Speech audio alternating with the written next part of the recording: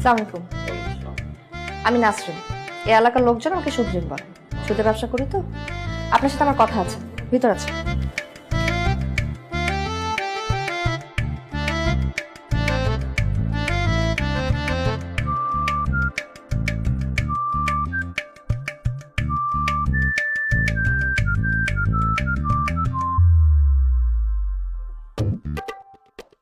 শোনেন সুধীর আপা, নাসরিন আপা, আপনার কাছ থেকে আমার আব্বা যে সুদের টাকা নিছে এটা আসলে নিজের জন্য নেয় নাই, নিচে আমার খালুর জন্য। মানে খালু বিপদে পড়ছিল তো তো খালুকে হেল্প করার জন্য টাকাটা নিছে। এখন খালু সেই টাকা দিতে গড়িমসি করতেছে, কেমন লাগে বলেন? কারণ আপনার খালুর বিপদটা এখনো কাটে নাই। আপনি কিভাবে জানলেন? জানতে হয়, সুদের ব্যবসা করি তো।